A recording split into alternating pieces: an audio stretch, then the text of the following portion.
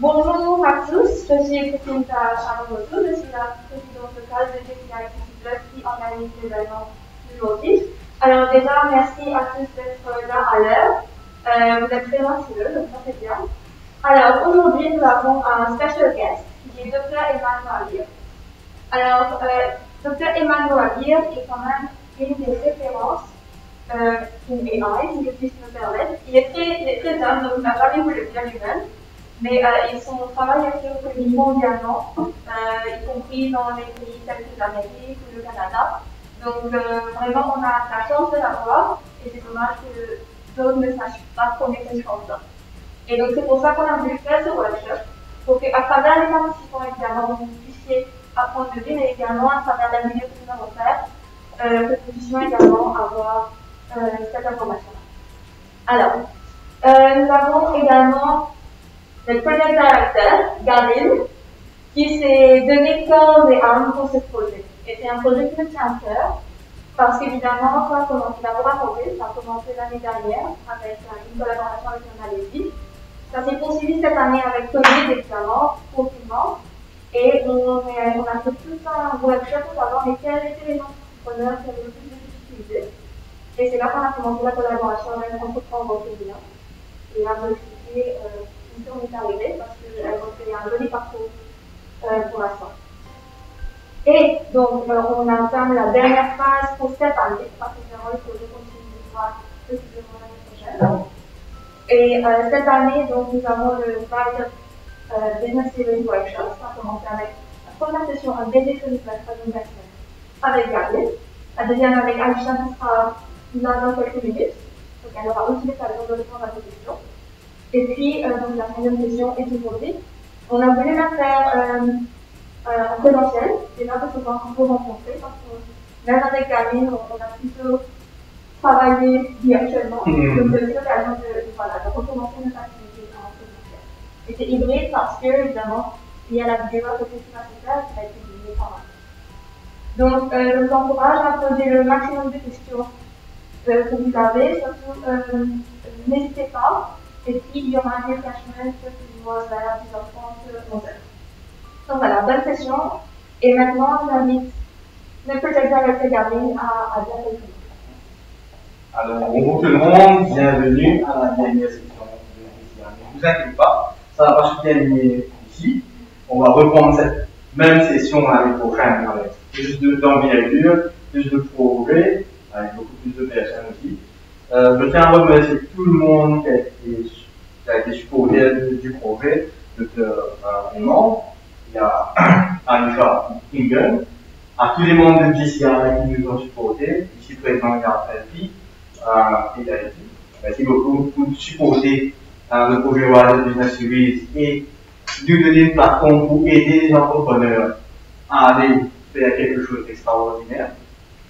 Alors, ce projet, je l'ai commencé l'année dernière avec un dame qui est malaisien et qui a commencé à inspirer les gens à démarrer le business et à comprendre comment faire des ventes. Différemment avec les approches mauriciennes et surtout avec le problème de Covid, on a essayé de trouver une nouvelle façon d'aller tackle sales while being virtual. Ça, c'est la première chose. Ensuite, cette année-ci, on a fait une plus grande initiative, on a développé avec plusieurs personnes un système pour trouver une faille dans ce qui se passe après le Covid. Alors, ce qu'on a fait, on a mis une plateforme sur place, sur Zoom, on a invité tout un entrepreneur à venir parler des problèmes, des solutions qu'ils ont eues, et bon, tout un tas de choses aussi, même des anecdotes. On a eu Bellamy, de Patrick Wolf. Vous me corrigez si je le dis mal, mais moi aussi, s'il vous plaît. Et on a eu Melvin Hogan qui a toute une entreprise, et Deuxième Modèle qui était là pour nous avec Fancy. Et ensuite, ça c'est quelques bancs, il y en a eu plusieurs comme ça. Et on a aussi trouvé qu'avec le Covid, il y avait eu beaucoup d'opportunités. Beaucoup d'opportunités. On croyait qu'on allait galérer avec le projet, mais par contre, c'est une opportunité d'aller en ligne, par exemple, d'utiliser les réseaux sociaux de faire du storytelling et d'autres choses qu'on a en plus.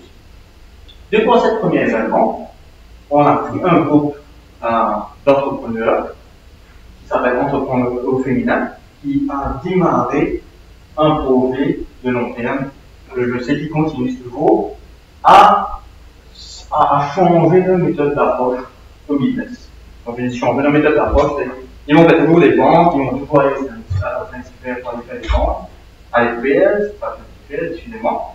Et ils ont utilisé quelque chose qui était domaine pour certains, comme Facebook, comme Instagram, afin de promouvoir le craft.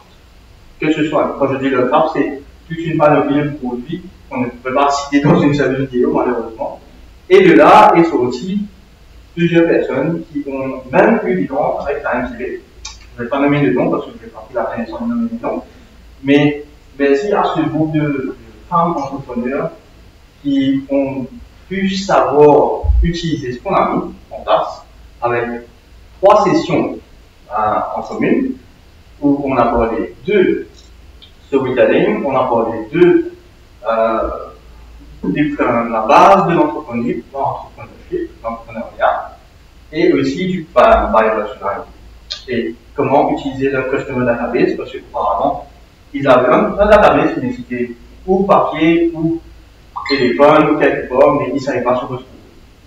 Alors merci à ce groupe de jeunes femmes entrepreneurs qui ont utilisé la plateforme de VCI pour empower le business.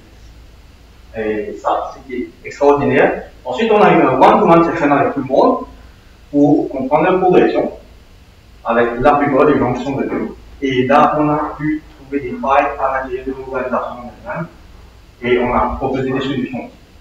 Bien sûr, les solutions sont parfois juste un conseil et parfois c'est juste aller chercher chez SME Motors qui était là dans la deuxième session de cette trilogie de Rise Up Series.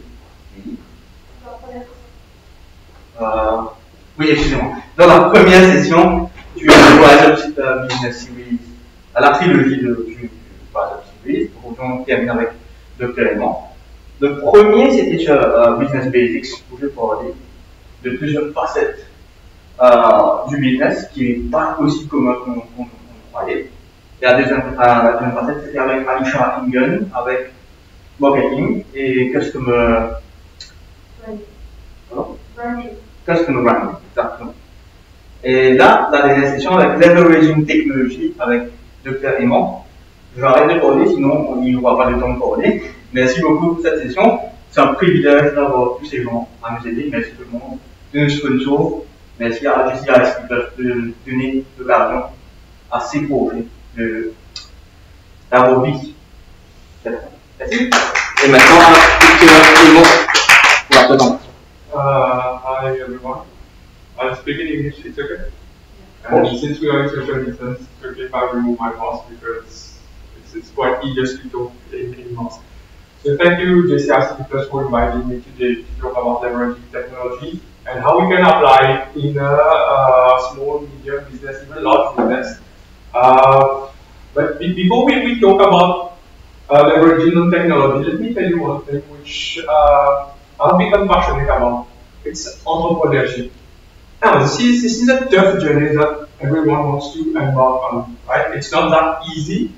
Myself, I've seen lots of drawbacks, try to connect with people, try to do business, especially post-COVID, where jobs are not guaranteed in big companies. And the irony is the fact that the field in which I am, people fear that whenever I talk about my technologies, for example, or AI, the first question I get is, will I be losing my job?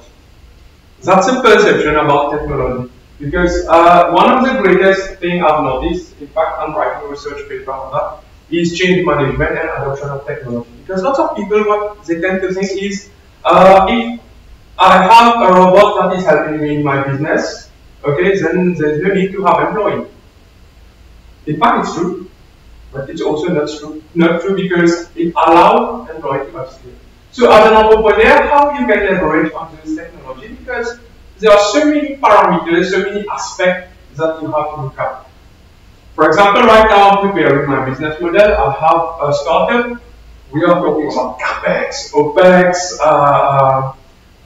venture capital, angel stuff. I don't know what goes that through because by nature I'm a guy who is passionate about AI, do research, but I want to bring it to the real world, right? So then I decided, I said, okay, we talk a lot about technology, we fear technology, but we need to understand technology and we need to upskill and make use of them because technology is here to help us. Now let's imagine one thing. Before ATM, people used to go to bank, right? Everybody agrees that we used to go to bank. I work in a company that makes ATM, that brings ATM to markets, and I heard this story and I want to share it with you. Is when ATM first came, people say bank will just close down, right? Bank will close down, there will be no more bank, so there will be just ATM. And people were fearful.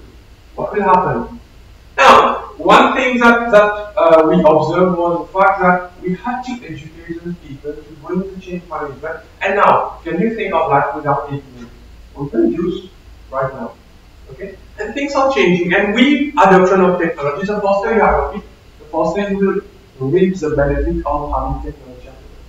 For example, if you want to make a call, if you want to have a business meeting, you just mentioned about Zoom, right? Can you think of life before Zoom right now? Can you think of life before mobile phone? Cannot. These are technologies. Because there's a common misconception that technology is all about computing. In fact, the purpose, the definition of technology, if you look at it, is anything that facilitates our life. Right? Is anything that helps us to facilitate our life and make our tasks easier. And hopefully I get a chance to share two of my projects, which I've done with my colleagues in AI and RPA, to show you how you can leverage on these type of technologies to facilitate your business thinking. Right? No problem.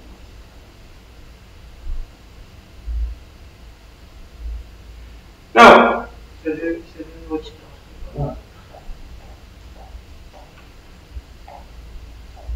as a business owner, what is the first thing that you think of is your customer, right? In fact, one of the terms that we are talking about is not even customer. So we are not even talking about customer nowadays. We are talking about consumers. Consumers of services, consumers of products, right? I'm talking about my personal experience is when you go to a client, if you try to sell them something, if you try to talk to them, you don't treat them as customer, right? You treat them as consumer because they will consume your product over and over again, and there's a life cycle with regard to that. Why? Because in terms of technology, you can't expect the same technology to be relevant 5 to 10 years from now. In fact, not even 1 year from now. So you constantly need to be updated.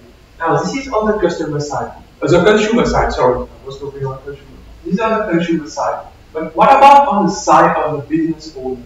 How can he or she facilitate that bridge, that gap between the consumer and the business? Now, one of the most important things is to understand what the consumer wants. And today, if you look at what's currently happening, you will see that here we have baby boomers. That's, I guess, it's my father, Generation X. I'm a millennial, and we are dealing with Generation Z. Now, one thing which is particular about Generation Z is the fact that they like quick response. Everything should be at their fingertips, right? So, for example, initially, if you want to meet someone, you just call on the phone, you schedule a meeting at Bagatelle, you meet and have coffee. Now it's a Zoom call, WhatsApp, video call. All these are happening. I talked to a few of my students during part-time lecturing.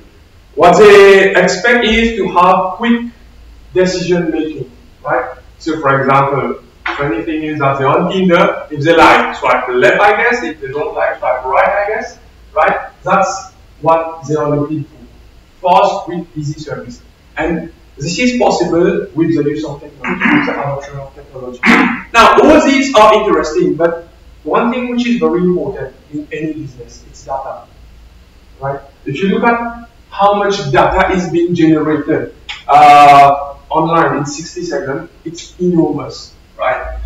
And old school business people used to think that, okay, intuitively I can think of the pain point of any consumer. But nowadays you have those insights which is available to us, right? You go on Facebook, you see people are navigating on certain stuff, you can get this insight. So what I mean to say, if you can leverage on technology, you can understand your consumer better. And by understanding your consumer better, you can position yourself better to serve those consumers, right? For example, I work in a project in the hospitality sector. What we did was to try to find customer lifetime value. Just to give you an example, you have one people doing 5 deals on the e-commerce website, okay? And you tend to think that this is a frequent user of the website of the e-commerce, okay? Booking hotels on the website. So we say logically, based on insight, this is a frequent consumer, so this is the one we should address. But most of the time, what you purchase in terms of booking is 1,000 rupees per booking, which is 5,000. And you have another user, okay, which purchased only 2 times, but both times he purchased 25,000 worth of product. So which one is more valuable? Obviously, as a business owner, for me it's about money. It's about return on investment. So the 50,000 is more important than the 5,000 that I got with the frequent customer. Now, what's the challenge here? Is how do I take the person who is doing only 2 deals per year to make him do 5 deals with the same amount? And all this, you can see that on the data. What he likes or what she likes or what he even dislikes. And based on the project, yes, we were able to recommend those users what exactly he wanted. You look at Netflix today, you can keep on scrolling, you have lots of movies available. But what is important is, what do I prefer, right? I watch a certain type of movies, and then you see Netflix recommending the same type of movies over and over again. So it facilitates my life because, like I said, dealing with the Generation Z, okay, as my potential consumer, I've noticed one thing: they're impatient, right? They want fast and quick solution to their problem. And how we can address that is using those data that are generated. Let me share some key statistics. You will see that 90% of small business digitalize their business in 2020. In fact, this has been accelerated with COVID, right? You have contactless meeting, you have contactless service, and all these are facilitated by the use of technology. 95% of small business owners adopted online checkout, right? Lots of organizations are going online. I'll give you one simple example in the sector in which I'm working on. Currently, I'm working at Authentic. Every conference I go is, how is your business faring, right? Whether it has been impacted by COVID. But to tell you the truth, in fact, we got a drop of 30%. It's outstanding. Why? Because our customer deals mostly online. I guess you've heard of ASOS, right? Of Shein, right? All these are online retailers, right? So they are our customer, and based on the fact that during the COVID, during the lockdown, we could not go to the mall, so most of the people purchase online, and our business grew, right? So this is an example of how using technology can impact a business. 93% of small business owners adopted contactless pickup delivery. 92% of small business owners converted to digital team collaboration. And 92% of small business converted to virtual meeting. Right? You will see that lots of companies nowadays are adopting the work from home. This is a new normal. Right? But how can we do that? Can you imagine if you did not have Zoom, WhatsApp, Teams, and you had to work from home? That would be catastrophic. That would be just simply catastrophic. You could not achieve that. But today, you have project management tools, you have lots of different tools that are available that helps you to understand whether, for example, as an employer, whether my employee is working at home, okay, I have project tracker, metrics, and so on. All these are based on beautiful technologies. But how do we leverage on those technologies? What is the starting point? Right? All these are beautiful messages I'm trying to share, saying, okay, big data, great technology, but how do we start that? In fact, before I go into my slide, one thing which is very important is the change management, right? We need to be disruptive, right? Myself as an entrepreneur, I try to disrupt the market because lots of time what happens is, based on my personal experience, is you don't know what you want unless you see it, right? So how can I create something to show it to you, and then only you will realize that this was essential to me. For example, before mobile phone, the world was still going on, right? And now, can you survive without a mobile phone for 1 year? I doubt it, right? For example, you have the phenomena, influencers. The business model is changing and changing and changing, and you constantly have to adapt to that. I was looking at the ASUS business model, right? They are using what we call influencers, right? Referral programs to boost up their market share. Now, that's great. I can posit myself as a referral and say, okay, you need to pay me this amount of money, right? But how do I, as a business owner, measure whether you're actually doing the job or not? Because I'm paying you a huge amount. For example, you have major influencers who charge $7,000, right? This was a case study that I had to investigate. One of the influencers from ASUS said, okay, you pay me $7,000 upfront fees, okay, and I will boost up your sale. How do you know about that? This is based on data science. This is based on the data that are generated, and this is very important. So, how is this possible? Based on the technology that we are using, right? It's important to adopt the change management, the culture change, because one of the major aspects is what we have observed is lots of those business owners, at least the legacy one, in quote I'm saying it, is that they still believe in their instinct, right? They still believe in their instinct. And now you will see startups, okay, having bigger share. Why? Because they are able to anticipate the evolution of the market. You know, as a traditional business owner, for example, let's say my dad did this business, I'm doing this business. So I learned from my dad and said, okay, instinctively I know this is a position that we should take. So it's not based on facts, it's based on instinct, right? But now what's happening is the data is telling another story, while me being traditional, I'm telling another story. So there's a big gap in that, right? And now what startup is doing, say, okay, instead of addressing the pain point of the consumer, let me address the pain point of business. So what do I do is, I start gathering data, I start collecting data, and I start making sense of it to understand what is exactly actually the pain point of those consumers.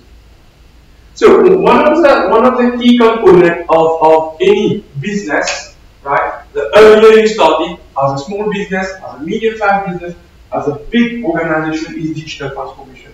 The earlier you adopt technology, the easier it will be to integrate technology into your business. And see something very true. Because coming from the sector, textile sector, in fact, Artenis have been here for the past 50 years, right? One of the major issues me and my CEO encountered is the change management. If you try to tell people how you can leverage on technology to be able to become more efficient, they will tell you, this is what we have been doing for the past 15 to 20 years, right? So, what we need to change our mindset is shift our mindset from a traditional way of doing business to a modern approach to being a disruptor. And this is based on leveraging on technology. For example, initially you had customer BPOs, okay, call centers. If you had to contact client, you could not feel the emotion of the customer. So how could you address the pain point of the consumer?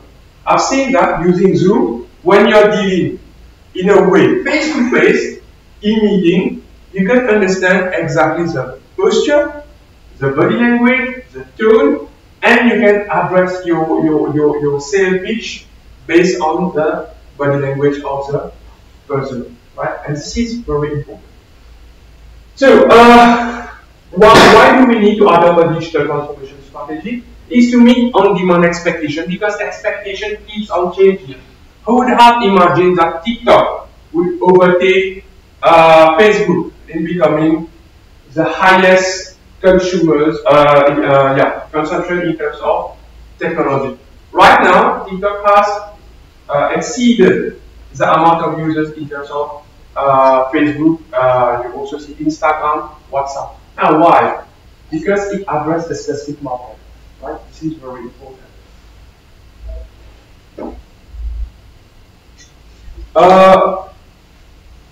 Traditional business model like Apple. If you look at Apple right now, what's happening? What are their focus is camera. Why? Because instead of being the leaders, now they are the laggards. They are following TikTok because they want to address what the consumer wants. And the consumer, what they want is quick and easy taste of new concepts. Who here still uses and look at NBC 1, NBC 2, NBC 3? That was my era a few years ago. Now we go on YouTube. If you want to watch what's happening, you go on YouTube, or you just watch it. Or if you see something, you post it on YouTube. It's instantaneous. This is what they want. And this is possible via digital transformation because you already anticipate what the end consumer wants. Right? Netflix has changed everything. Television, okay, most of the time when you go is you don't look for an antenna. You look for whether it has Netflix already available on it or Disney Plus. Right? Helping employees to be more effective. Effectivity is very important as a startup. One of the major aspects is what I've learned is got lots of books is if you want to become an employee, you work 8 hours, and you still complain about that because you're working 40 hours. If you want to become an entrepreneur, you have to work 40 to 50 hours because you constantly need to review your business model, analyze your business model, understand how you can tailor your business model to become successful. Right? Security is a top business priority. It's very important since we are dealing with data, right? By adopting the new business model, you will deal with a lot of customer data, and now privacy has become a very important issue, especially everything can leak online.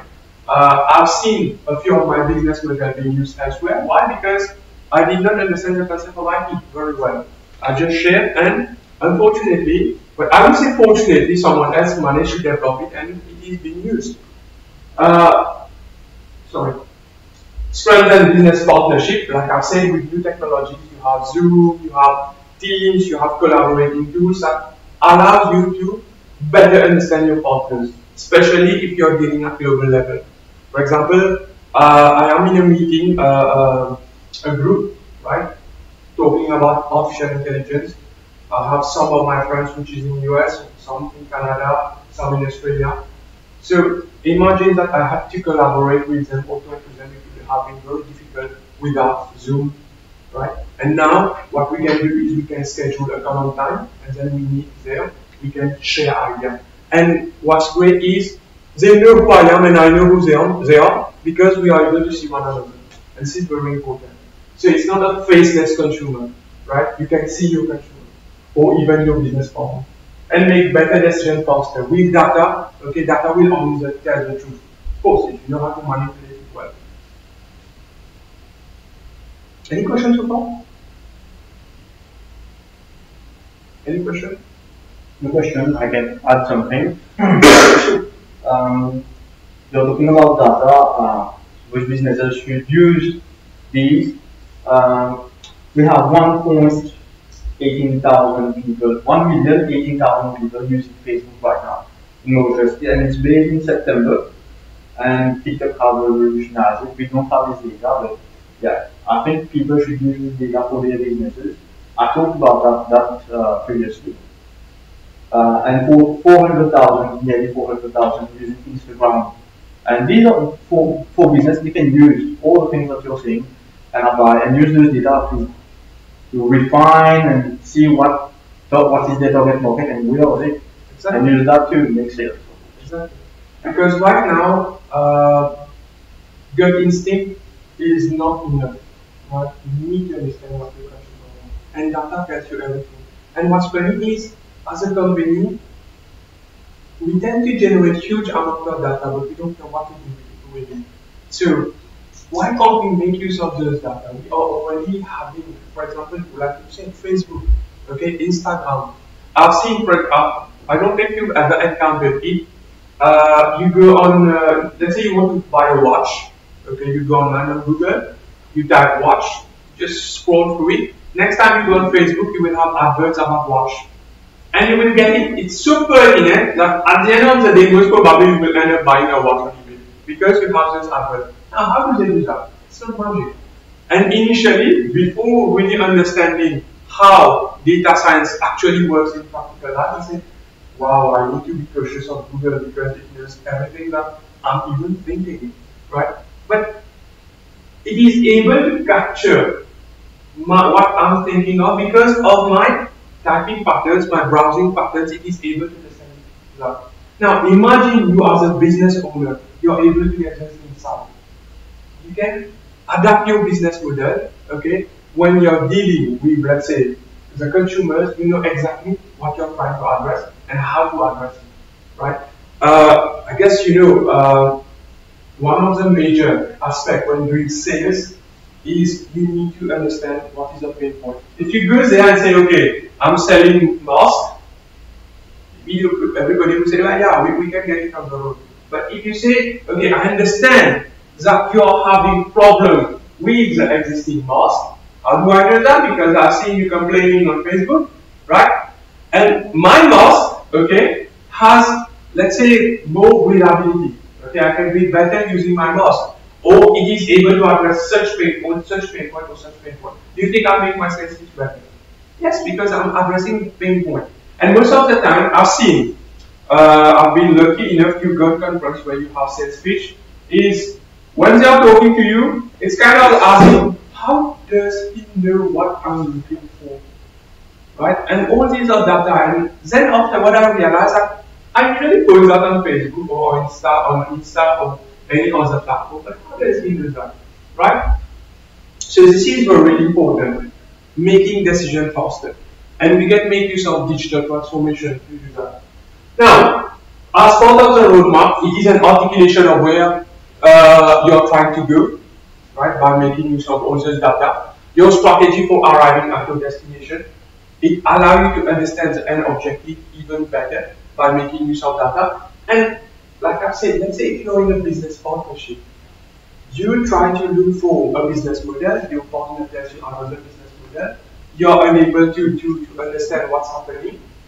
If you just present the data, these are the facts. You don't deny those facts, right? So it keeps alignment between different partners. It keeps alignment between consumer and business owners, right? Key activities that will occur during your transformation, right? This is what will happen. And of course, a milestone you will encounter because every roadmap, every journey has its own fair share of hurdles. So it will allow you to understand your hurdle, anticipate. Imagine you're trying to run 500-meter hurdle. You arrive only 50 centimeters before the hurdle and then you decide to jump. What will happen? You will fall, right? But if you already know where the hurdle is, you can already anticipate. What you can do is, you prepare yourself better for the jump. This is very important. And like I've said, at the center of digital transformation is data. The purpose of doing a digital transformation from start is to be able to leverage on your data, right? And this is possible using technologies. What are we trying to achieve? This is, I guess we've already covered that. What is a high-level business objective? What high-level business objective does this support? And how will we know if we're successful? This is also key, fundamental to understanding whether you're successful or not. Because one more time, I'll take the past and the present just for comparison purposes. If you're taking a road, you want to become successful, you're following your instinct. How do you measure success? How do you know when it's time to stop? You don't know. You keep on going, okay, until you fail or you succeed. But now, with data, by understanding the consumer, by using technologies, you're able to navigate through the journey. Okay, if you see that this strategy is not working, you can readapt your strategy quickly. Okay, because you have information that are available to you.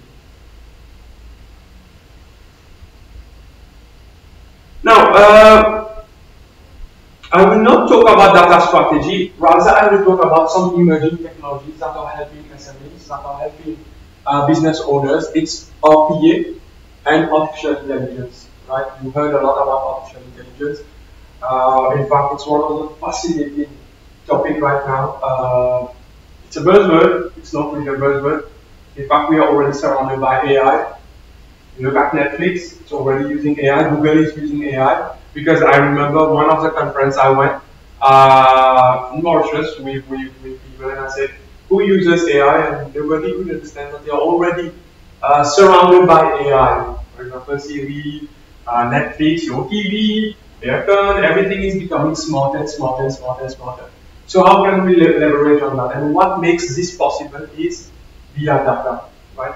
All these are technologies that are fascinating, that I do believe will help business, okay, to become even more efficient, more productive by understanding data first. And I'll explain about RPA, which is, in Mauritius at least, it's still a new concept. I'll show you a demo of how it might help you to enhance your productivity. So just a quick analogy about the technological landscape. You have computer vision right now that helps people, for example, a computer with the ability to see.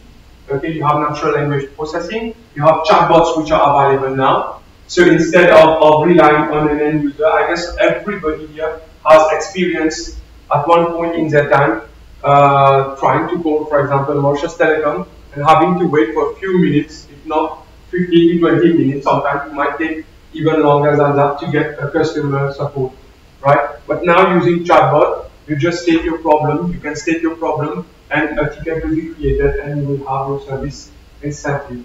And we are addressing consumers that have come out of the COVID and are desperate for better and better quality of service, right? And chatbot can do that with the use of AI. You have data analysis, real-time data analysis, you have recommender system. In fact, AI is considered as a pervasive technology. You just need to understand what use case you want to implement it, okay? And then you should be able to implement AI. Another thing is RPA, right? RPA is fascinating for me because it's a low-hanging fruit. It reaps quick reward in my organization, and I'm adopting it for my own business. I'll explain just how, right? And this is a beautiful technology, right? That makes use of robot to automate repetitive tasks, but in a more efficient way. I'll just give you one example. We had a process, okay, that took 4 hours per day to complete, and we had to assign one person.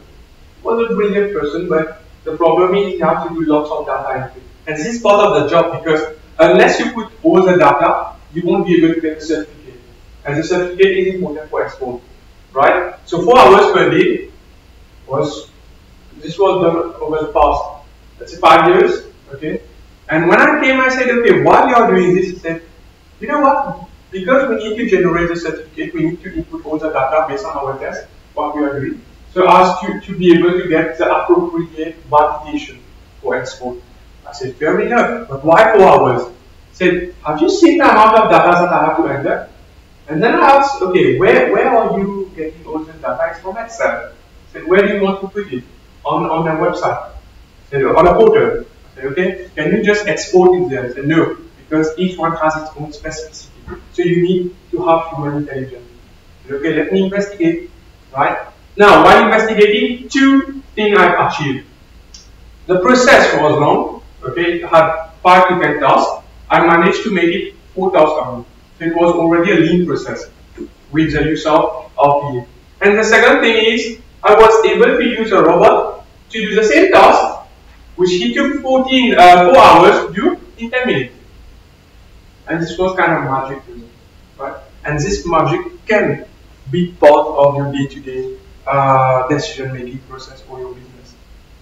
So I'll just share two demos, right? One with regard to AI and one with regard to how RP actually works, just to give you a feel. Like I said, instead of talking about something, bring it to the end user and show it to them so that they can see the beauty of it. So the first is about AI. One of my colleagues did a computer vision. In fact, it already exists. But one thing which is new in it, you will just have a look at it and then so here, the AI is able to identify himself, right? And what's great is it is integrated with the payroll system.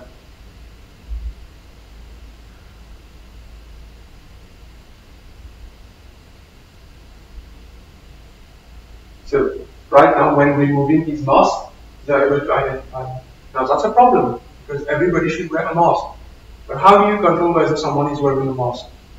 And this is a technology that was recently created and we've been able to recreate it in motion. Right? Wearing a mask, you can observe it, and not wearing a mask, the AI system can already tell you that.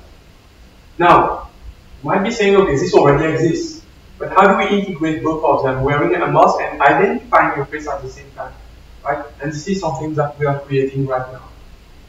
Now, this is one technology. In fact, we are doing lots of exciting AI development, but due to company privacy, we can't share all of them. With regard to RP, like I told you, 4 hours, right? Let's just have a look at the robot. So this is the background of the robot where we coded. No human interaction. Everything is being done by the robot.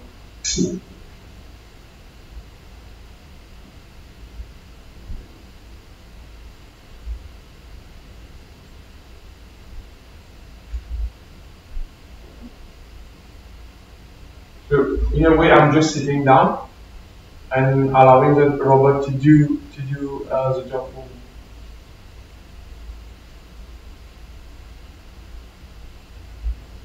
Now we put some delays just to make sure that you can follow, but it's quick. It's really quick. So it's a robot doing all this.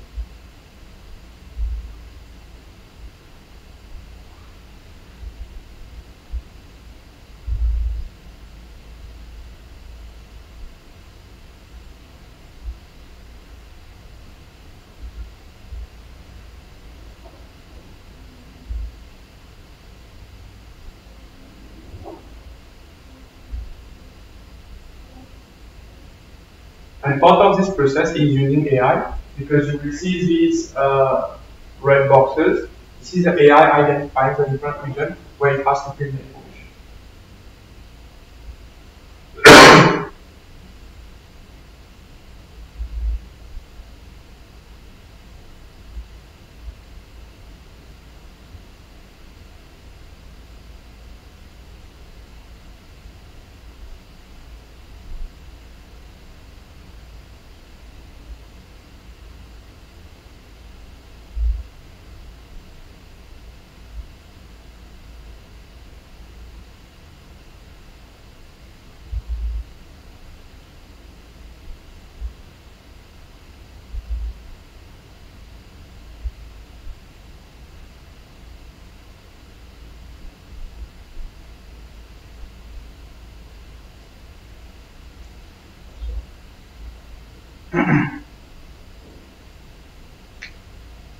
Stop it here because it's quite long and there's 600 data points, right? And normally it takes 4 hours like I've mentioned.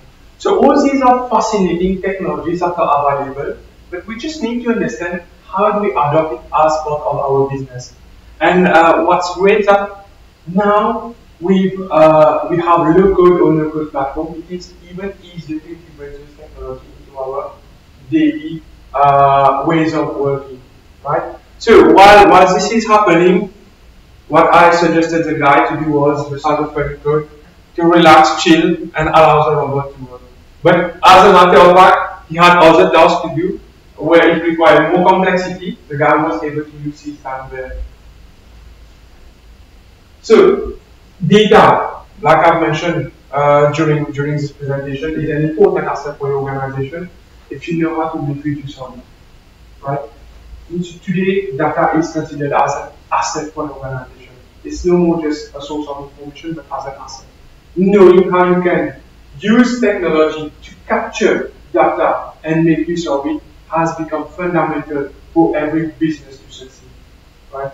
And you will see people like Elon Musk, great entrepreneur like Jeff Bezos, okay, all these people believe a lot in data, believes in a lot in cutting edge technology and are making use of that, right? This is part of the secret recipe for success, right? If you see, for example, Elon Musk saying, okay, I'm investing in Dogecoin, do you think it's based on gut instinct? No, it's based on past plan and pattern. It's based on data that he has collected. This guy, whatever he makes, he understands, for example, what is required based on the data that has been captured, right? Jeff Bezos, Amazon, okay, he can already anticipate what will happen, or what the consumer wants, and position himself to make sure that he answers the queries of the consumers. You have Facebook. Facebook, what is the business model of Facebook? It's not about the platform, it's about the data. It's about consuming the data and selling it to people. Okay? So these people have already, in a way, been forward thinker and leveraged on technologies to become successful. Why can't we do it? We can do it. So we just need to understand how this technology can fit into our business. On this note, I will say thank you, and if you have any questions, please do not hesitate to ask. Maybe just one question. Sure. You talk about big data, which means loads of volume of data.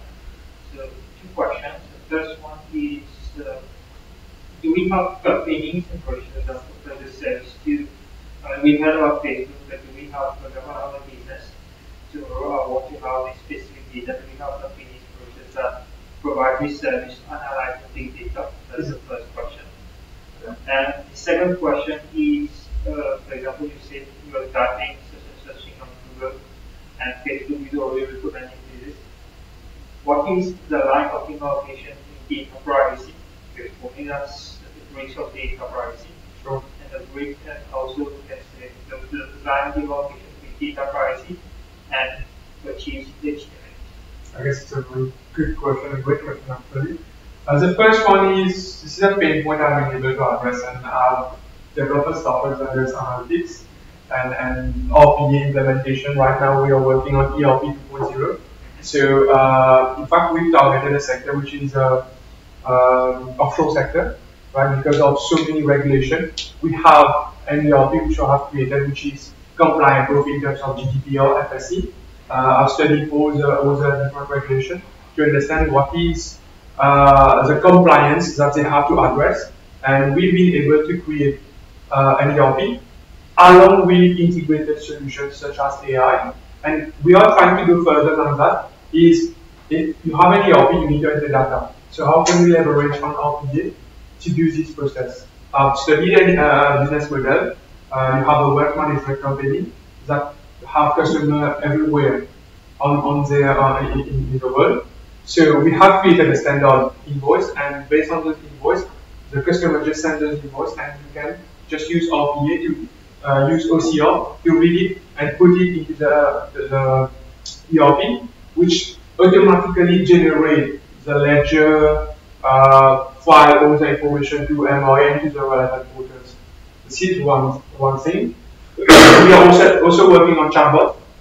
Me and I have a few colleagues, friends, I would say, we have developed a business model of doing chatbots.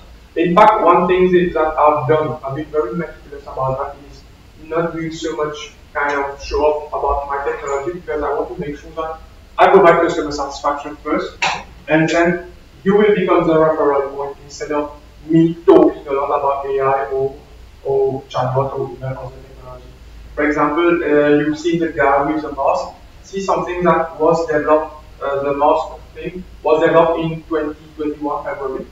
It's a recent technology, and we've been able to replicate that, right? So we are building our business model not based on, we are not doing any marketing, not doing PR, we're just building the talent. And then once we get all the course of technology.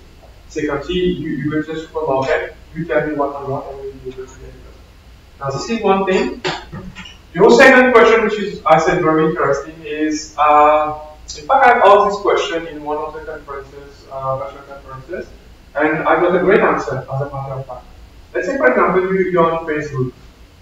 If you're able to share that you're going to KFC, how can you talk about privacy? Now, the thing is, Mark Zuckerberg is quite intelligent, and he said, if you're sharing this on my platform, again, I put this very well, if you're sharing this on my platform, how can it be yours? So these are the questions that you have certain rules and regulations that you put.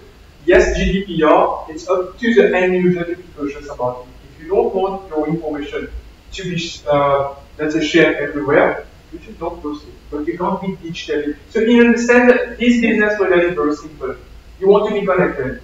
You want to be socially present. You want to be digitally present. Right? It's a dilemma. If you want complete privacy, you should not be on digital platform. But then how can you not be on digital platform where all your friends are there? Right? This is one thing. And if you're there, the information is no more yours. Whatever you do, okay, it's a service that is being offered to you free. I said free because at the end of the day, they also need to survive, right? So how can they survive is they're telling you, okay, I'm using cookies, I'm using this. So you're already aware of all these trackers, all these information gathering things, okay? Because according to GDPR, you can also decide not to put your information, right? You have the GDPR, which is we need to become GDPR compliant. But again, it's a choice, it's a matter of choice. And today, like I've said, we have the Z generation. They are fast-leading kind of generation people. They just want to go digital, they want to get better service with their facilities. So they just kind of omit those factors and cookies. I've done a test, a VLT, vulnerability assessment and penetration testing, in one website where you have 20 cookie factors. And this is normal. We don't even bother about that. Okay? Because, for example, I want to buy, let's say, music. I want to buy, let's say perfume. Do I not want to have the facility of getting all those perfumes on my Facebook? Yes. But then, if I start talking about privacy, why did I, as a first instance, use Google to do those browsing? I could have used a brick and mortar over there. So just going to my and purchase a perfume. So there is a dilemma, but those tech guys often know how to get the pulse of the consumer and how to address those loopholes to be able to serve them. So it's all based on a business model. Of course, there's litigation. Of course, there is data privacy, but like I've said, it's up to you. If you don't want to keep all your information private, as a first instance, what is being told, you should not be sharing your information on digital platform because you're already creating a digital footprint there. Just to say one further question, for example, if I were to share my data, for example, you said on Google, can Facebook acquire those data? Can Facebook, for example, because one question which you said previously was the fact that maybe I'll search something on Google, or even I search something on Google, I feel YouTube recommending me this video. How does YouTube can even use the data against another company? Just allowing the Facebook another website, not YouTube right now. How can the other company? So what happens actually is when you go on Google, okay, even Google have business model. For example, it allows trackers from different companies to track their data.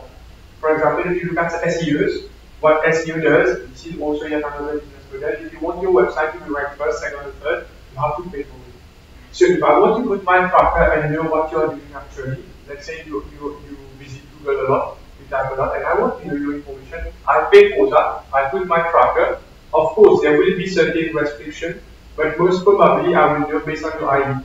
One thing which is very interesting is I should not be doing that. It's you who is searching for this information. This is privacy. But if I just hide your name, okay, and your first name, last name, address, and I put your MAC ID, your computer MAC ID, will I still know that you're the one who was searching on it? Can I still send you the information based on your MAC ID? Yes. But I'm not violating any privacy because I don't know who you are. But I know what you were trying to look at. Right? So this is how the business model is being adapted. Any other question?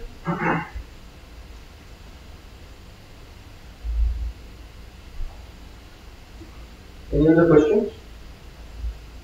We have in front of us Dr. Mohammed, who has a lot of experience in robotics and awards and using robots. I encourage you to ask questions. If not, maybe you can also share his email address. Sure. For the people who are here who want to ask questions, they will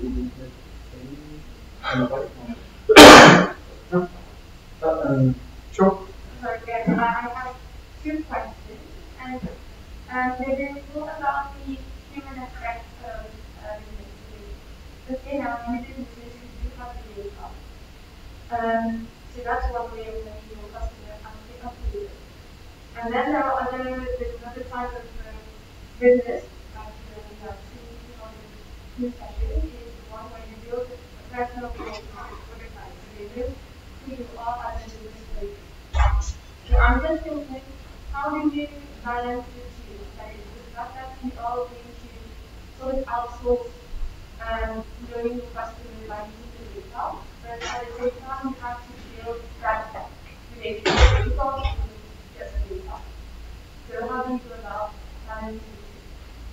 Yes, it's yet another interesting question because this is something that we'll be investigating.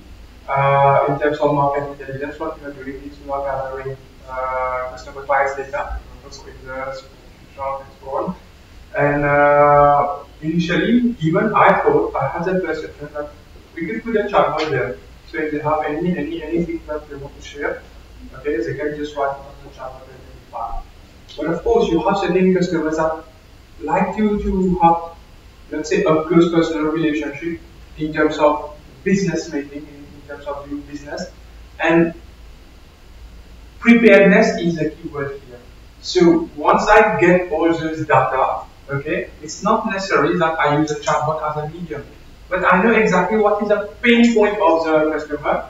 Okay, I've already anticipated, and when I'm talking to him, I can make the relationship even better because in a way I can feel his pain.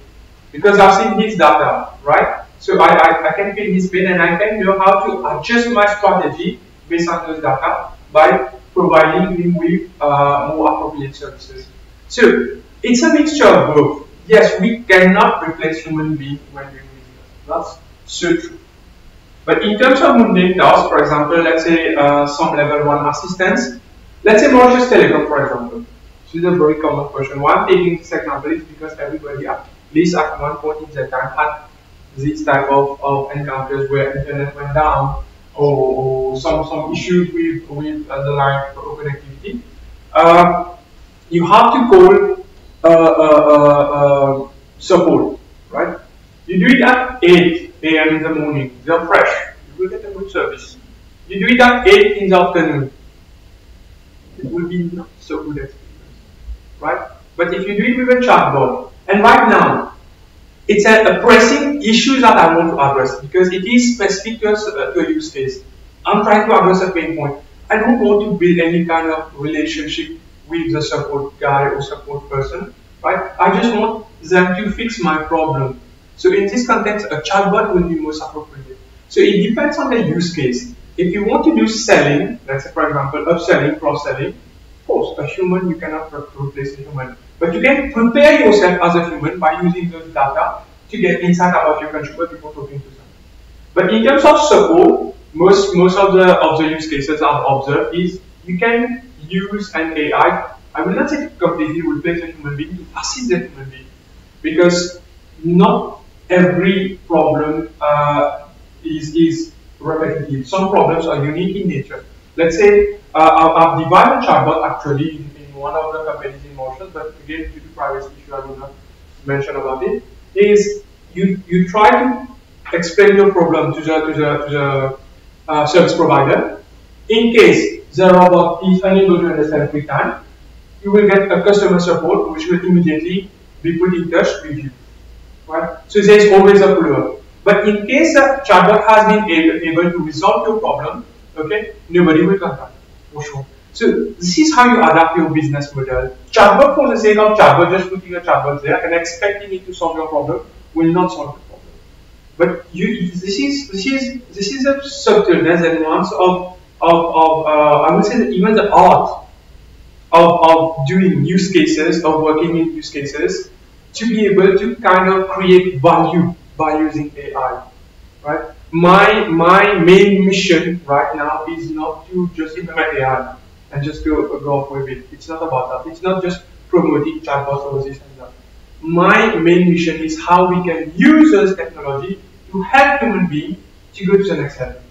So, like I've said, it's based on different use cases and how we address those use cases. Because I've seen today we have lots of coders or programmers who are able to do good AI, but when you put it into a use case, right, it's logical thinking, it's normal programmers. I was a programmer too initially. I thought like a programmer, it's just about logical.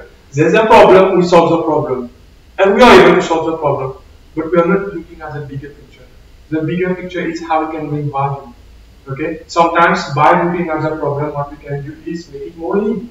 Or maybe avoid the problem, okay, right? And then based on that, we provide solution that not just fix the problem, but also maybe become a chain cascade to solve other problems or to bring more value to other business areas.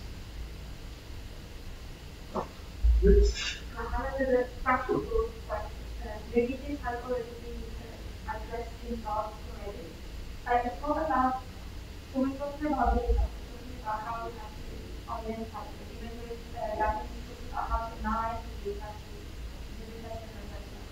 Now, I don't have any background in mathematics, I don't have any background in computer science. So what are the benefits of your value from a business standpoint? If you want to learn about data science? Well, if you just want to identify how to actually interpret the data. Yes. In fact, one of the major aspects of interpreting your data is you look at it in a reverse way. What can your data tell you? Right? You just try to understand what data am I collecting? How can it help me? What are the questions that I need to answer? And how can these data help me to answer my question? Or maybe is those data worth answering my question, or I need to capture more data? Because if you just look at data, there are different ways of interpreting it. But if you have a question that you want to address, then you can channel your data based on this question. For example, look at Facebook, what it does. I don't know if you've noticed this in the past. Now it's less because of privacy, like you say. I meet someone, and the next day it's on my friend list suggestion. You've got that all the time, most of the time. Now, how is this possible is because when I met that person, okay, he or she was on Facebook, and we had the same location, right? It's based on location, right? So this is, and I wanted to say, okay, this is magic. How can they know? Or maybe that person scrolled into my profile, but most of the time it is based on a combination of techniques. So what was the idea here is how can we connect people? That was the problem, and there were questions that were asked. As a data scientist, most of the time, you don't just look at the data and start making sense. As a matter of fact, you try to understand what is the mission, why are we capturing the data, what are we trying to figure out, and what are the questions that we need to answer to be able to make use of those data to get the insight. Because any business model, the first aspect is to have a strategy, a mission and a vision, right? You understand the vision, where you want to achieve, you have your mission, and then you have some questions that you want to address. I'll give you an example. One of the projects I'm working on is sustainability. Okay, sustainability is very important right now, especially with regard to climate change. I say, okay, fine. We got huge amount of data. Then what do we do with that? I don't know. What's the purpose? Reduce carbon footprint. So okay, fine. It's a good objective. Reduce carbon footprint. how are we generating carbon footprint at the first instance? What are the parameters that are contributing to carbon footprint? You look at plastic, fuel, and so on and so on and so on. I'll just take the example of plastic. I said, okay, then let's query further. Let's ask a few more questions. What type of plastic are you talking? For example, we use polybags to put shirts in it. Okay, yeah, but it's straightforward. Just don't use plastic. But it's customer compliant, so we need to use it. And then I said, okay, let's do some measurement. And what happened was, when you fold the plastic, 8 centimeters is completely lost. Right? It's much more than we could have used. We could have reduced the size of plastic by 8 centimeters. But how was this possible? When we look at the data, based on the plastic alone, in fact, we anticipated that in 5 years, 600 tons of plastic were generated like this, based on the amount of garment, if we keep it constant. So we had the question, we had the data, and we started analyzing the data based on a specific problem. So this is what how we can leverage on data, is by understanding what are the questions that we want to address. Another simple example, just to explain it in more detail, is working in the hospitality sector is how can we understand what the consumer wants. Okay, most of the time I used to browse on hotels, right? So most probably I'm looking for a hotel to book. Now, one thing which is very important: why this guy will choose any hotel? How can we reduce his search area to facilitate his decision making? Say, okay, you live in the east, so most probably either you will want to go to the east, or because you are used to the east, you will want to go to the north, right? And then, just after looking at hotels, yes, indeed, what I did was, as an end user, I was looking at hotels that are furthest to my home place. So based on that, okay, we were able to use the data to collect the data and address those pain points or those requests. Sorry. I hope I answered your question. I think I can add something to what SB said.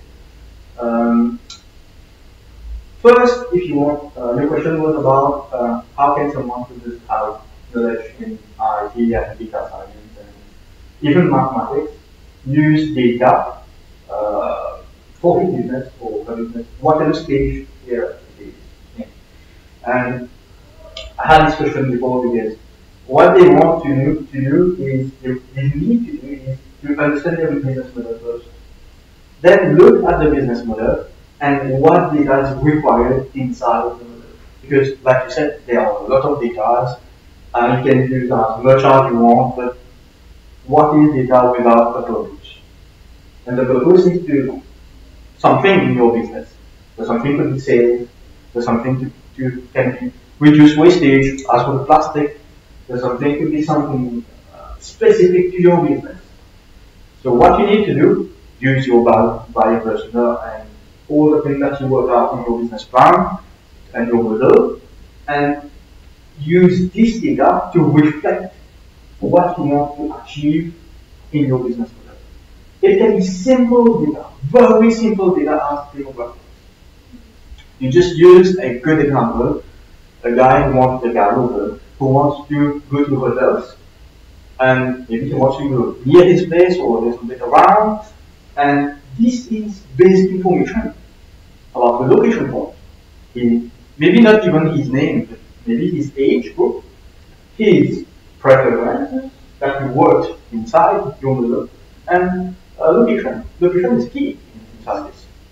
And this is very simple data. You don't need mathematics to tell you. Of course, gut instinct is good, but this data will show you things for your business model.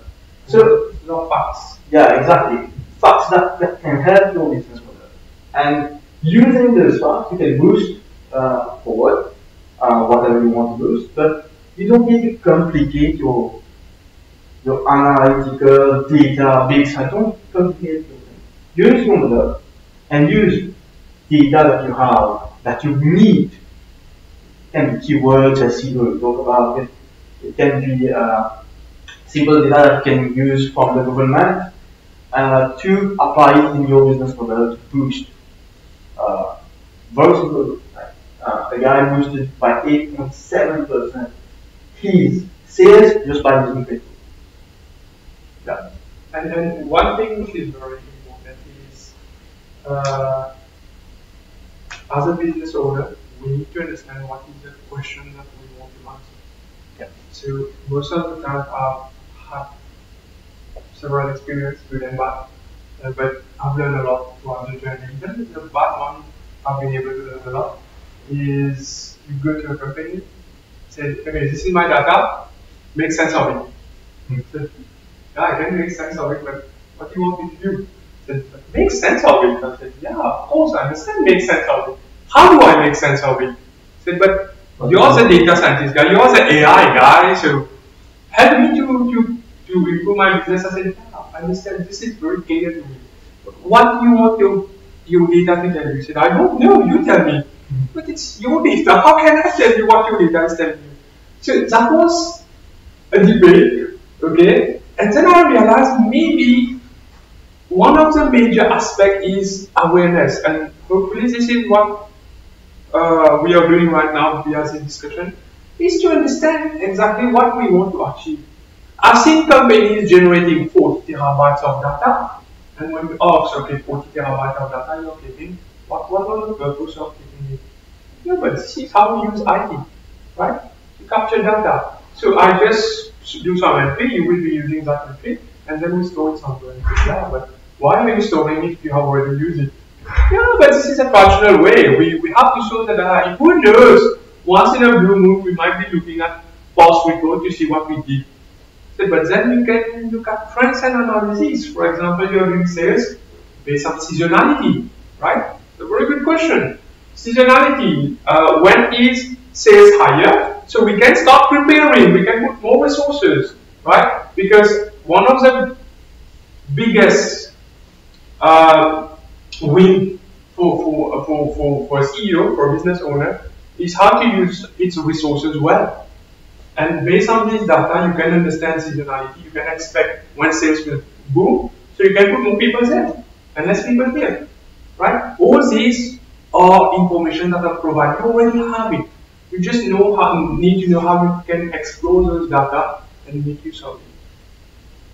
So for me, future of companies, in fact, it's not even the future. It's already here. We are shifting from a process-centric, okay, to a data-centric company organization because we focus a lot on data. In fact, our biggest asset, it has become data. Once we understand the data, we can just shift our strategy at will to ensure our success. Another question? So I actually wanted to ask, what advice would you give to someone who's planning to leverage like artificial intelligence in business in order to like make better experiences for like customers? I will tell you one thing, based on my personal experience, start with the low-hanging fruit. So you need to always start with the low-hanging fruit. Don't try to use, for example, I've heard people coming and saying, okay, we are using deep learning. I said, really? That's great. How are you using deep learning? Because I'm excited. I have chatbots because this is, for example, practical application of AI. How can you use deep learning? No, we are using a technology in the back end, it's doing this. Can you explain it to me?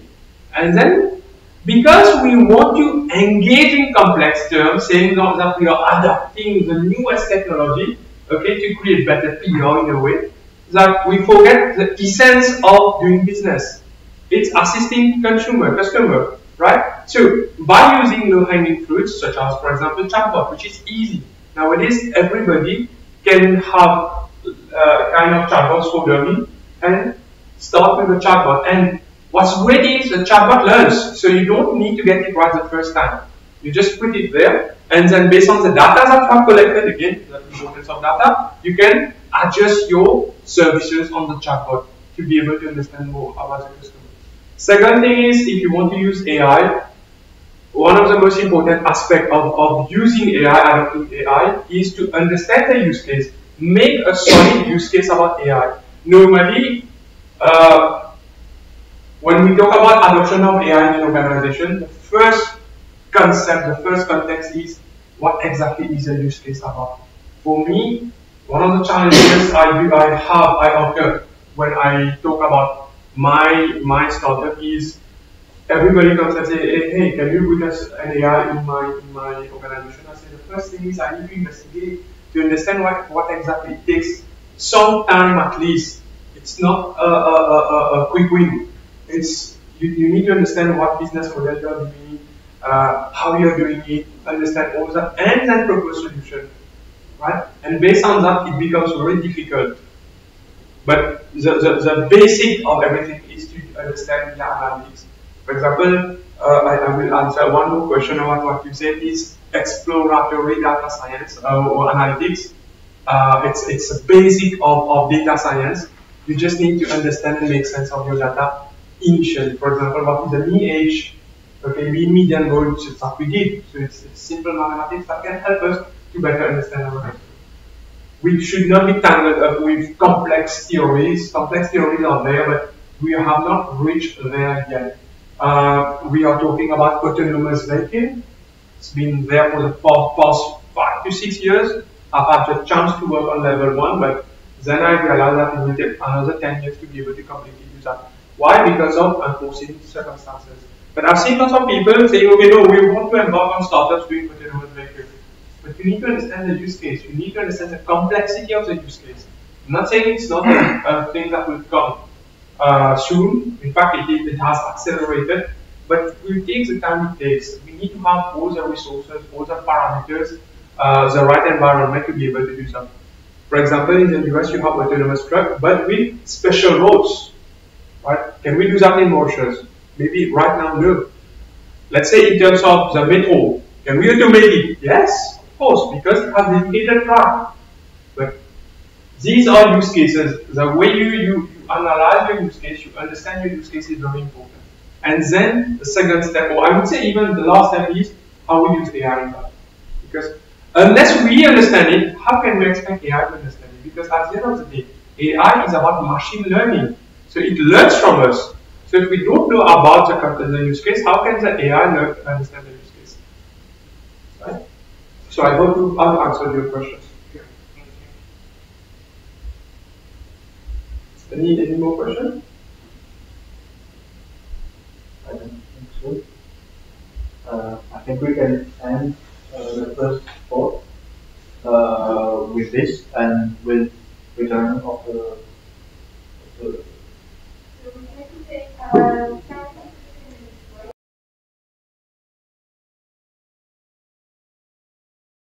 So we are at the second part of this session, which was leveraging technology in organization. We'll take questions for me and for Dr. Egon, and also for I'm trying to present here, but you can read us and do that.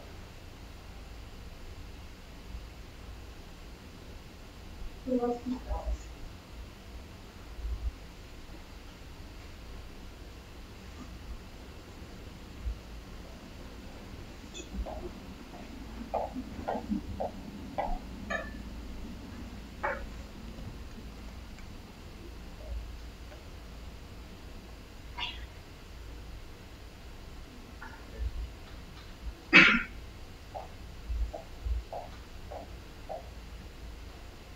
Yes. Anyone? Any questions for us?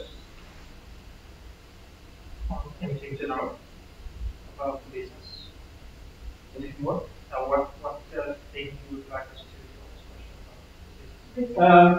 about the business? About anything you want to ask about businesses, about using robots in your business. Maybe one of the questions is what the cheapest way to use robots in our business. And what I have in my mind, but yes, I'm going to that later on. And maybe I can add something from this session, leveraging technology. You can use this as big as you want, was world. There is a client of mine, I'm actually an e-commerce expert and a specialist of it. And the client of mine is using technology to boost up his sales. Even though everything is being expensive with the dollar and euro increasing, he's using technology in ways that he can money. He's trying to put an automation and optimize his process, business model. It's all about understanding your business model. What do you want to achieve? And then you can use whatever the person here said to boost sales. One example is you have an actual brick and mortar store, and you have also an e-commerce store. The POS system, the point of sale system, is linked together with the e-commerce and the brick and mortar, provide synergy. And once a sale happens online or on the POS system, the sale can be sent directly to your accounting system. Whichever it is, could be QuickBooks Online, could be Zuko Books, could be anything. This is all about if you have an API, and of course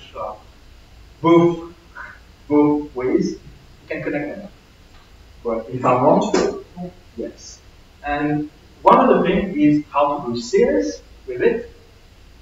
Now you increase productivity with what I've just said. No double end, not accounting wise, but trying to find a paper, have the accountant download it, print it, then take it back to his accounting software and input that. That's the top work. We work small in our way, leveraging technology. One of the things is the same happened in the POS system. I went in to buy a shirt, and once the sales have been validated from the POS or the e-commerce system, you get an SMS telling you that you have 50% or 15% or 10% of whatever you want on a matching pair of jeans, matching pair of trousers. This is observed, and this works tremendously. He boosted his business by 8.75%. Just do this. And this is just observed. Now we have cross-selling. We have underselling things. You want to buy a shirt, it's too expensive on the e-commerce. Well, why not buy something else which is cheaper? These are things that you can actually do with technology. And what else can you do is you know your customer. Customer will register with you either on the POS system, either on the e-commerce system. You will know what are his strengths, what is he like, what is his age, and then you can build your business around this type of business.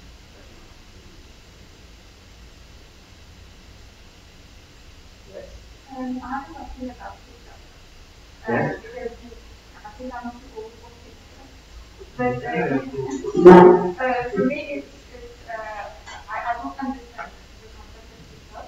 Yeah. But is that actually something that is being considered as a serious marketing tool and we will see like that generation? Or do you think it's just a phase and it will go back to the traditional paper community?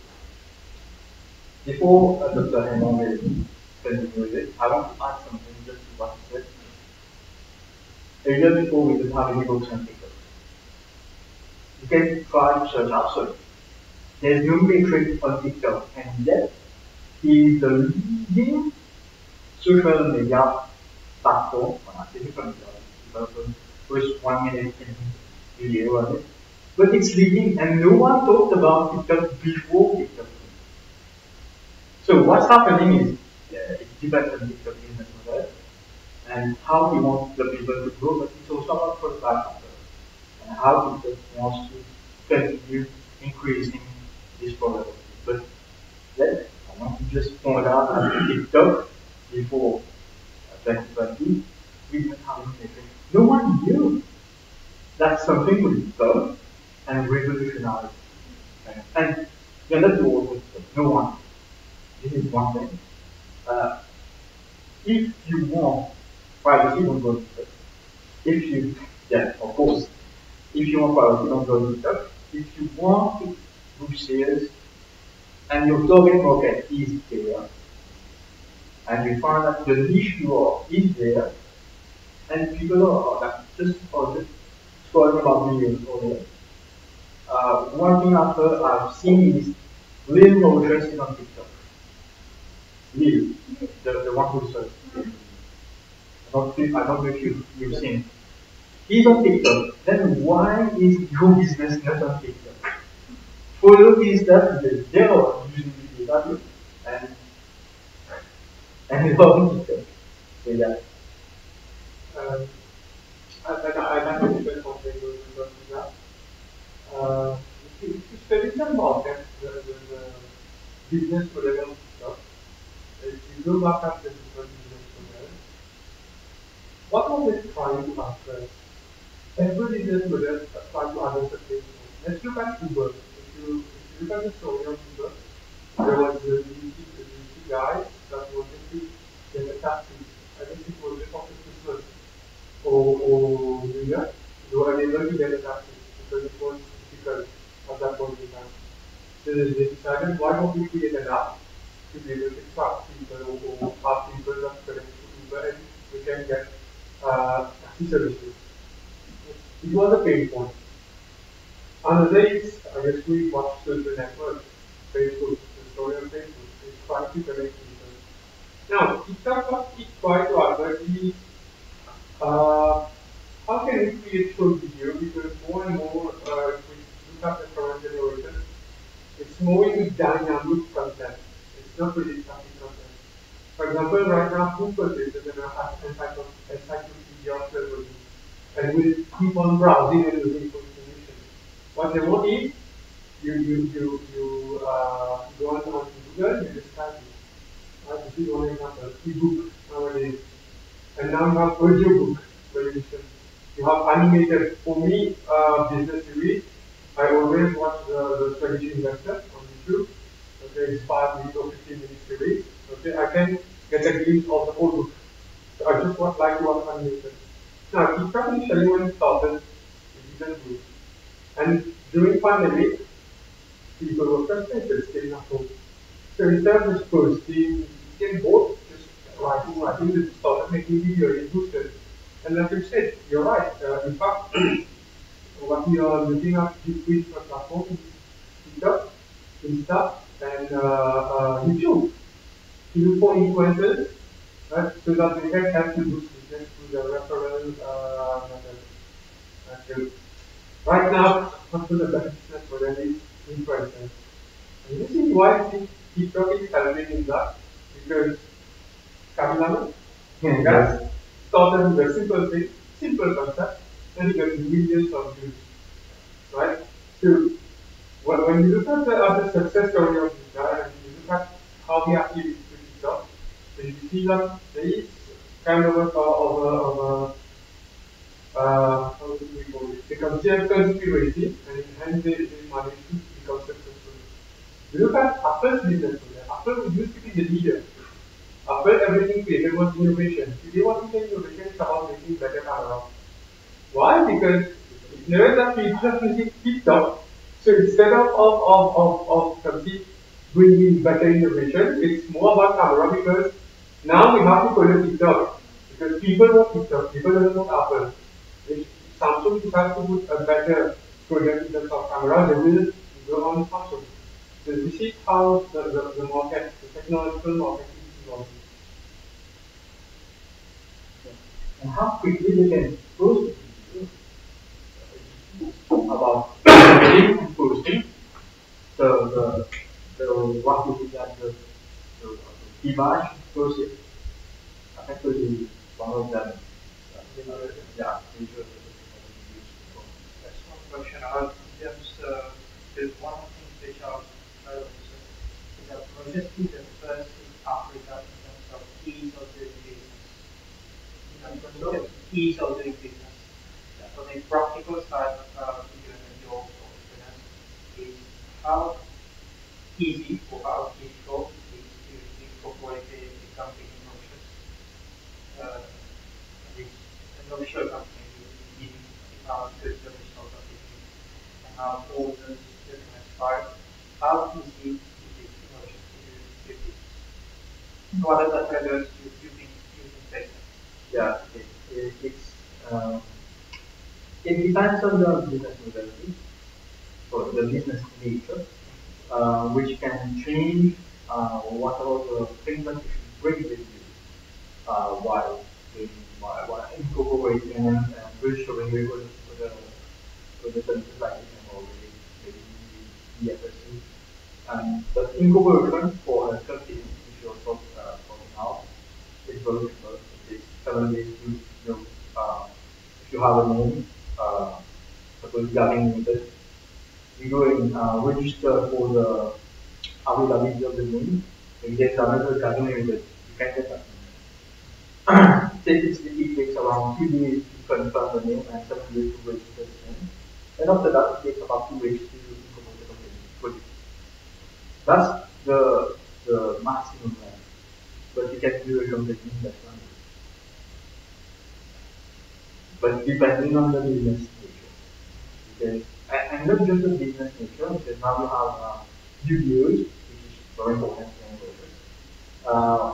you need to do the register of companies, or CRD, needs to do who are the UBOs, who are the ultimate beneficial owners for them to track, because that's a prerequisite, and I think there's a law that the internal organization of value to someone use that.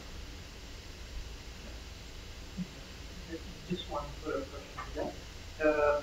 Probably in terms of how you have seen some drivers, some difficulties into incorporate their business.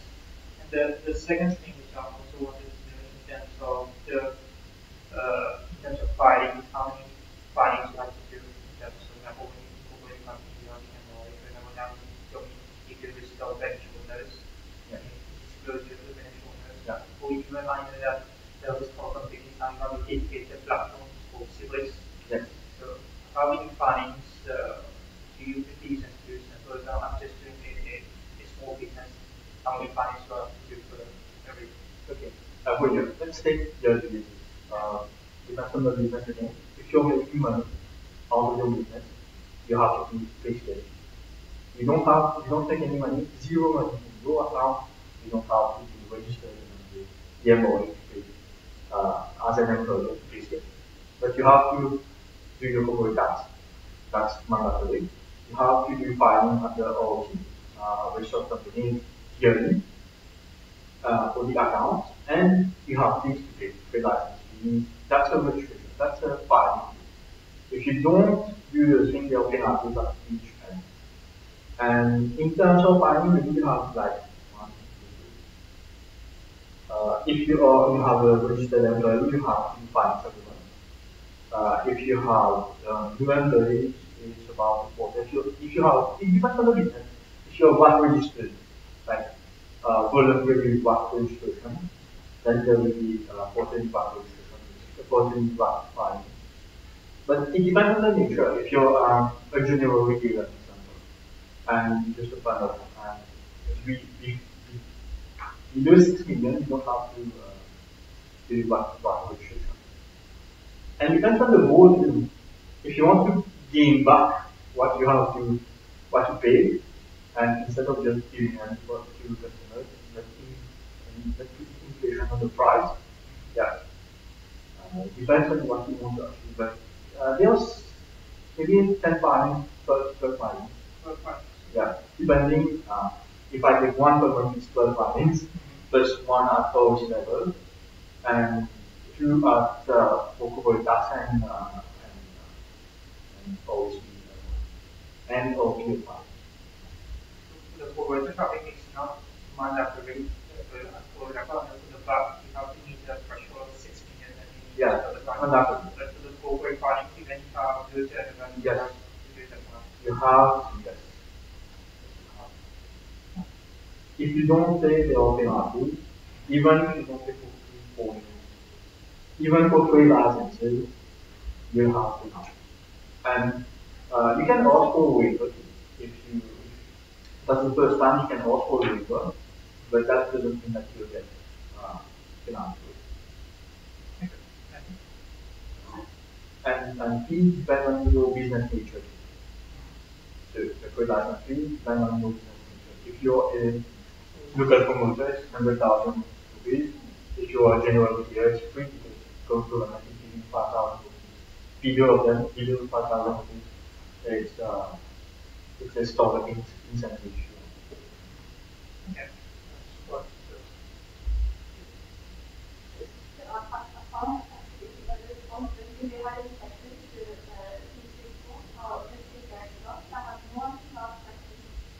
It's regards to disruption.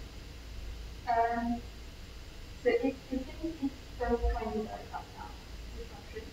But disruption, of course, you have to do it in a small space so that you're not completely creating a force for yourself and business. So let's say I give the example of disruption. How would we incorporate disruption? For example, we do not ourselves from the other aspects. I don't know the questions, maybe you don't have an answer right now, but just to have a few physical depiction as to what disruption should mean from a practical point of view. I have something that I want to, but I will let first. For me, when I talk about disruption, how do I measure whether my disruption will not ever face incentives or activities is based on the impact. What impact it will make. This is one very important thing. Second thing is really out of the box because for me, not knowing a technological perspective. My CEO will talk about what's great about that? Yeah, so no, aside from that, because I found him as being an interesting guy. Because if you look at Tesla, who else are Tesla? Elon Musk and those two. There's this guy all about himself. But then he likes to be a disruptor. He always creates controversies. Why? Because he wants to get the attention of himself. Because he's doing stuff at the back end that are bringing change. For example, when people Tesla, now, why did he position himself into that? Because we are talking about sustainability. It's all electric, SpaceX, and so on and so on. He knows how to do it. So it's about making an impact. Let's imagine you take a Tesla and put it into space. What is a return on that? No return. But one thing, when I was studying his use case, is he doesn't do any branding. He doesn't spend any penny into marketing. Right? Like I said, it's all about himself. Whatever he says becomes complete kind of a disruption in itself. He goes for sports, I guess, in conferences. He creates controversies on Twitter. He does things that are different from others, but in a positive way, for him at least, in terms of business, it's very positive. So if we talk about disruption, is how do we make an impact on ourselves? And this is very important. Now if we come back to Mauritius, I guess we discussed about that. It's about AI. When I started about AI, everybody said, hey, you're doing about AI. And to be honest, yes, I was thinking about the fool because nobody thinks that AI will be that thing. I wanted to be a disruptor because for me it's about being all adaptation, being very honest with you. And then later I started to get passionate about AI and wow, this is the potential of AI. Started to work on it. By the time I had my year, then I started working on a big project. AI became the world. So disruption is also about thinking way ahead. Okay? And how, like I said, this make an impact in the society, the world, your own life, your family. It depends on the target audience.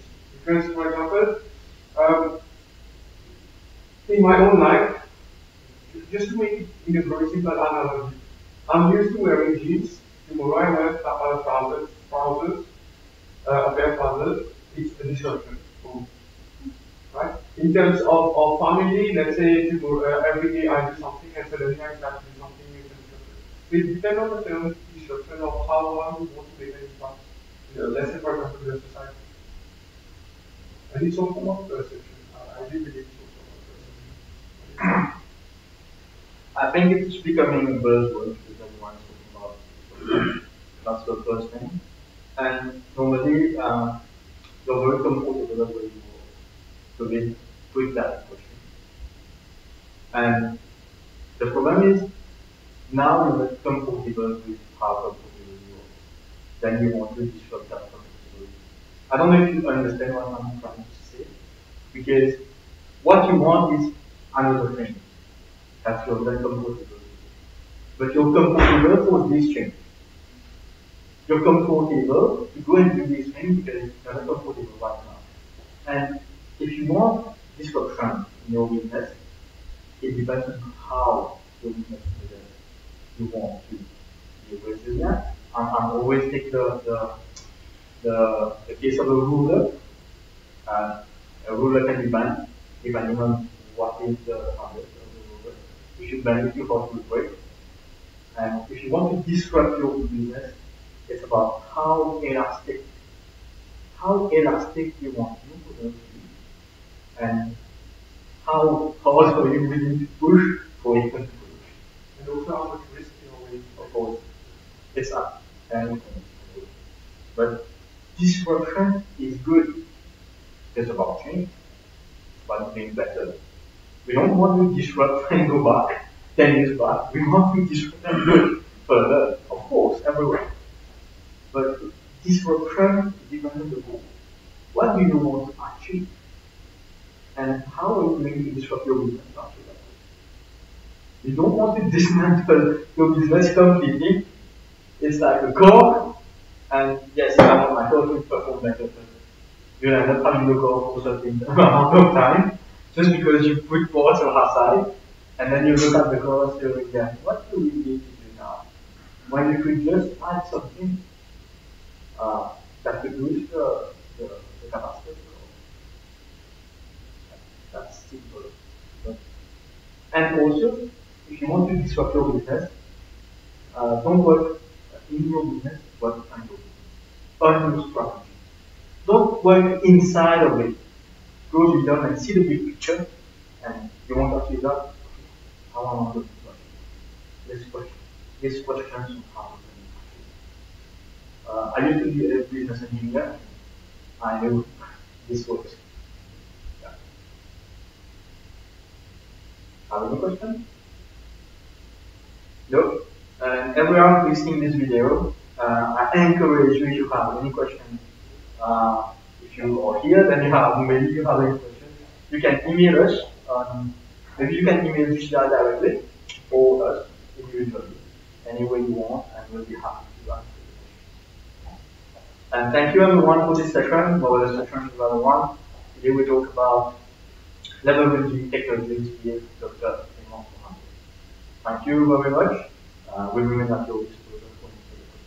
But we'll end this session by thanking GCISP Plus for empowering this Rise of Business series for the past year, and enabling startups, medium enterprises, and some of them big organizations to have another look at how they are doing business, but also for us as individual people. Thank you, and thank you LP Presinta and LT Ben, and everyone who's participated for this knowledge session. And thank you, Dr. Mohammed, for this wonderful session.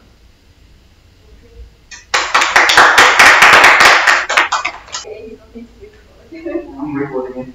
So I'd like to say a big thank you to you for all the work that you put in despite your heavy schedule, for going and going despite all the challenges. I mean, we started during COVID, and finally during COVID we even had more work, surprisingly. So thank you for being with us, and thank you for sharing the knowledge. Thank you to Iman for being here. So I know Iman lived with these two are voting, so he won't tell you. The Outstanding Young Person Award at the level of Indian Mauritius. So that helps us to know more about his work and AI, and that's when the British conversation also started as well. So thank you, gentlemen. Now I'd like to present a small token of appreciation for the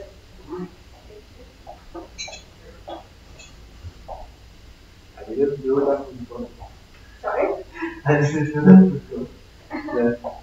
So I'd like to present this one to you. Thanks a lot. Thank you. Thanks a lot. Just your eyes too close. So with the banner, maybe. Yeah.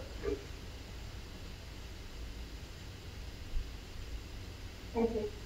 Thank you very much for this. Thank you. And last word of thanks to you, if you want, is to all the participants who come this morning to put it up and speak and support the and to the full federal for being here. And I also like to say hi to Mr. Angelina who is here with us. So again, thank you. Keep in touch with us through Facebook, Instagram, email. We will be posting the videos of the free sessions, so you will have access to them. And of course, if you want to come to any of our events, you can get in touch with us through email, and we can also share the different event platforms.